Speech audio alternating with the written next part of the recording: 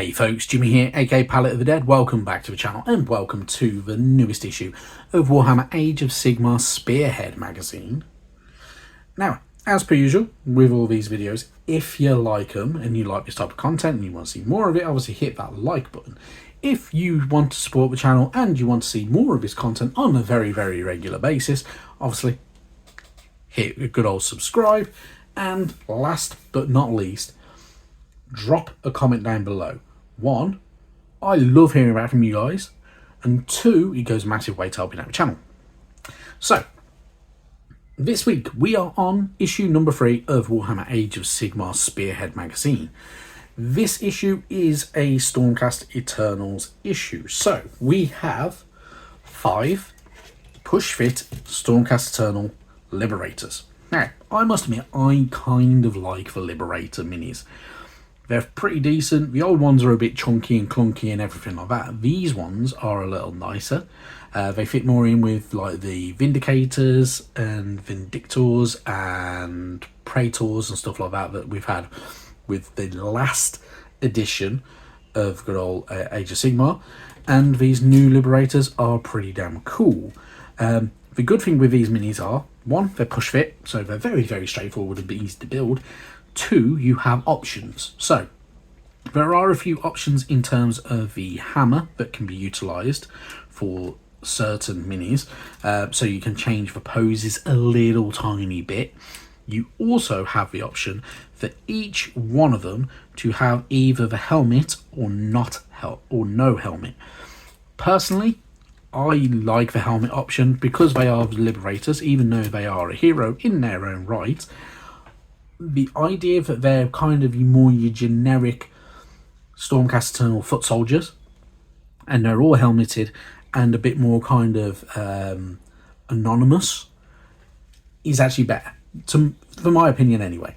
So you have that option if you really wanted to. But yeah, if you want them to all have their head without a helmet, you can. So it's your choice. Anyway, moving on from there, we're going to go straight into the issue. So, this issue obviously is Stormcast Eternals, so we get a bit of backstory about these Stormcast Eternals. The Stormcast Eternals are the immortal sons and daughters of the god king Sigmar. Each one was plucked from a heroic death to be transformed into a champion of Azir, and each time they fall in his service, they are reforged anew. As they fight across mortal realms, so too do they strive to hold on to their own humanity. The Stormcast Eternals are some of the most powerful warriors in all of the mortal realms, each one a mighty hero in their own right. They are known for their incredible courage, without which they would not dare to carry out their missions, for they are sent to fight in some of the most inhospitable places imaginable. There, they do battle with some of the strongest and most dire enemies to keep Sigmar's fractured kingdom safe. They have a storied history, having fought from the dawn of the Age of Sigmar during the Realmgate Wars up to present day, where they have taken the lead in resisting the terrifying Hour of Ruin. Without their steadfast devotion and their selfless courage, the mortal realms would have fallen long ago to the forces of chaos, death and destruction. But their strength conceals a dire flaw that afflicts their very soul. The price of immortality. The Stormcast Eternals can be slain on the battlefield, much like any other soldier, but whenever their bodies are destroyed, their souls are snatched from death and reforged into a new physical form, once more to fight in service of the Alliance of Order and the God King. However, this cycle of death and rebirth takes a dire toll on them. With each reforging, they lose a little more of themselves. Over many lives, they will become more like shells of what they used to be, racked with the guilt and pain from the trauma and endless combat and death, and no longer possessing the memories of the people they once were. So, in the grand scheme of things, if you follow the current fiction to do with good old the Stormcast Eternals. The Stormcast Eternals, for more and more they are reforged, and some of them are reforged a lot. The more of themselves they're losing. So they're losing their grasp on reality, their sanity, and their humanity. So even though they are essentially demigods and not human in many ways, their humanity is what kind of makes them useful. So if they lose their entire humanity and they become the kind of mindless automatons or anything like that some people see them already as, they will not be as combat effective, they will care less about civilians and the innocents that they are sworn to protect, and much more. Eventually, that will lead to a Lord Terminus severing their connection and essentially releasing their soul altogether, and their soul will not go back to Azir. So it's kind of a weird curse of being an immortal, considering they can live for a long time or they can die many times in battle, but the more it happens, the worse it can become.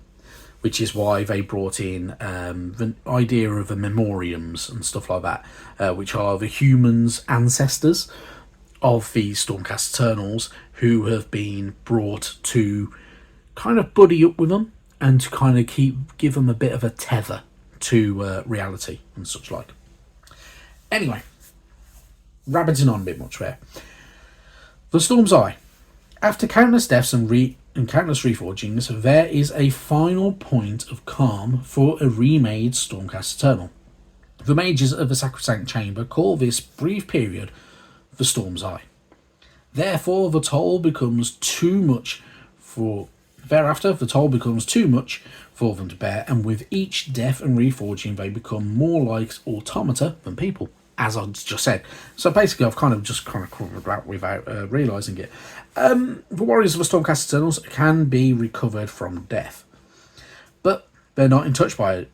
The process exacts a heavy toll on them. Not only must they endure the trauma of endless battle and the pain of many violent deaths, they must also suffer the process of reforging. In Azir, the realm of heavens, they are taken to the anvil of apotheosis. So, every time this happens, the soul is reforged and kind of forced together and given flesh and bone until it's kind of rebuilt. And then, yeah, it can all go wrong from there. And there have been some accidents and incidents in the Anvil of Apotheosis where it's not gone very well. So, you get a little bit more information about them. You get the Bleak Citadels. So Bleak Citadels are when a Stormcast Eternal is on the precipice of losing the entirety of their humanity, they will retire to a ruination chamber. These are quartered in Bleak Citadels, where they are kept safe from death for the next one, maybe more than they can bear. In times of dire need, the warriors of the Bleak Citadels may ride out to war one last time, although they are always accompanied by the grim figure of a Lord Terminus, who will deliver them to a permanent death if their torment becomes too much to withstand.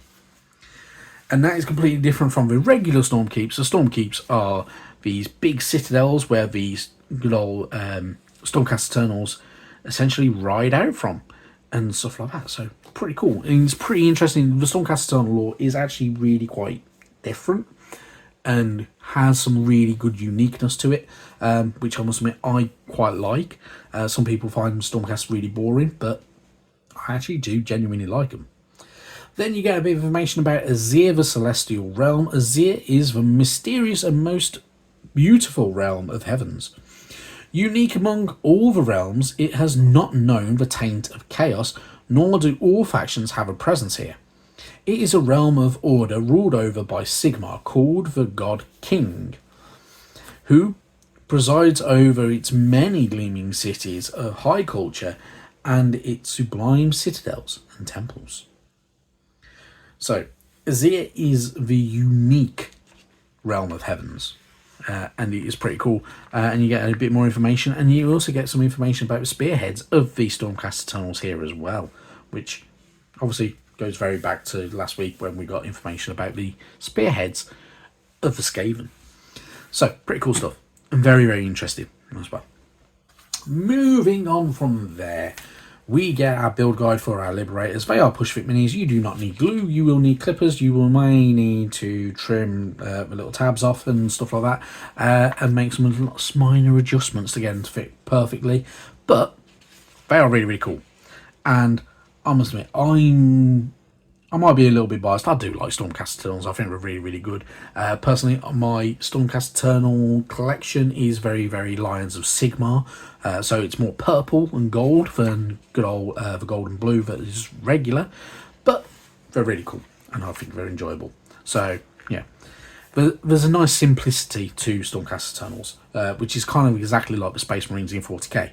They're very, very straightforward to paint, and you get some that are a lot more decorative and stuff like that. So like the Lord Veritant, the Lord Terminos, Night Questers and stuff like that. I mean, that's for Lord Terminos for instance. So if you can see, there we go. So they're really, really cool and quite good fun. So you do get some nice, unique minis that are very, very interesting and have a lot more to them. And then you've got your generic soldiers who are very, very bland and boring and everything like that. And straightforward to paint, which is sometimes really cool and makes life a lot easier as well. Anyway, talking about painting, you get to do an introduction into your painting area. So having a decent painting area is very, very good, whether you're dining table, whether you've got a specific desk for it or anything like that. Always very, very handy. You are going to need some certain things. So you're going to need paints, you're going to need a pot of water, you are going to need a palette maybe, you're going to need brushes, you're going to need paper towel. So kitchen roll does very, very good for your paper towel. Pot of water, use a mug, use a glass, buy the official Citadel paint pots. You can. Whether you should, I don't know. They're a bit expensive for what they are. Just buy a dirt cheap mug, or use plastic cups if you really, really want to and you're that wasteful. Entirely up to you. Paints we're obviously going to get with the magazine. We're going to get a total of 31, I believe it is, with this magazine, so you're going to get them. A palette, you have many different options for palettes. You have regular style palettes, which you have the little divots and everything like that, so you put your paint in it and all that type of stuff. You have wet palettes, which are very, very good and very versatile, and will keep your paint wet for long periods of time. I mean, mine hasn't been used, my wet palette hasn't been used for a week. The paint on it is still wet and still usable, so I can go into that and use it now if I wanted to and stuff like that. Or you have the old paper palettes that GW used to do, which are okay. They're very, very basic for essentially photo paper. So yeah, it is what it is. And you're going to want your magazine if you're following the guides. You don't have to follow the guides. You're also going to need a really, really good light. Natural light is brilliant. However, if you can't get natural light, you're going to want some really high-powered lamps. I mean, I use photo light, like camera lights for mine, which work very, very well because they're quite high power. But otherwise, you're going to need a really good light source. Anyway. Moving on from there, you get different brush types, and it gives you a bit of an example of different brush types. So we're going to get a starter brush with this magazine. Starter brush is crap. It is the worst brush possible. Absolutely terrible. Yeah, I hate it. We could get better. We don't. We get that rubbish. We will get a medium base brush as we go through the magazine, and we will also get, I believe, a small dry brush regularly through the magazine. If you subscribe directly to the magazine, you will also get a large dry brush, a large base brush, and I believe you get a small layer brush and a shade brush. I might be wrong on that. I think you get a good few though.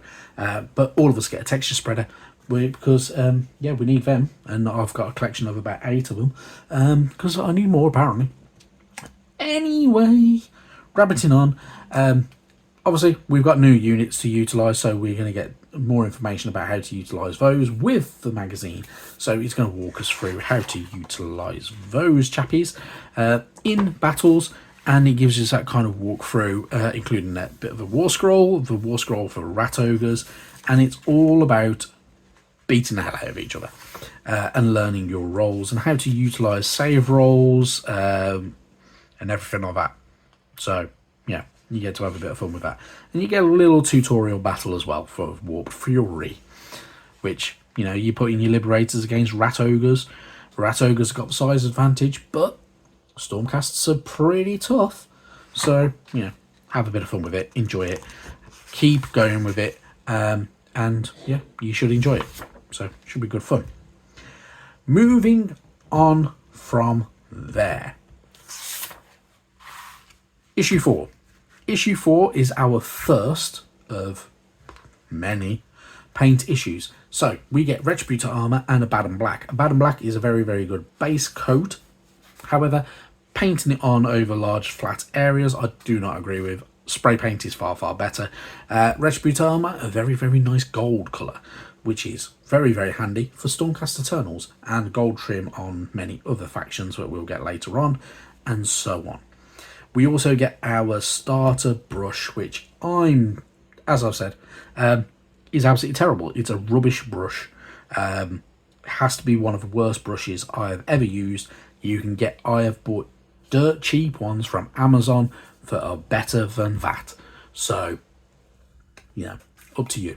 But otherwise, I mean, I use AK Interactive brushes, which are very, very good and very, very handy. And I use them from Green Stuff World and other places. So yeah, you can get really, really good brushes for cheap that are far better than that rubbish.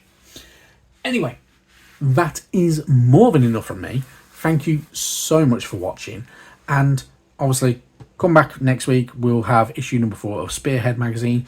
If you enjoy Warhammer as a full range and not just certain aspects of Warhammer, whether it's Age of Sigmar, the Old World, or 40k, obviously there is the most recent issue of Combat Patrol magazine. By all means, check it out. It's, you know, we're going into the last 10 issues on that one, so it's the beginning of the World Eaters, another Chaos faction from the good old Combat Patrol. But yeah, it's really, really good fun. Anyway, I've rabbited on more than long enough. Thank you very, very much for watching. I'll see you next time. Bye-bye now.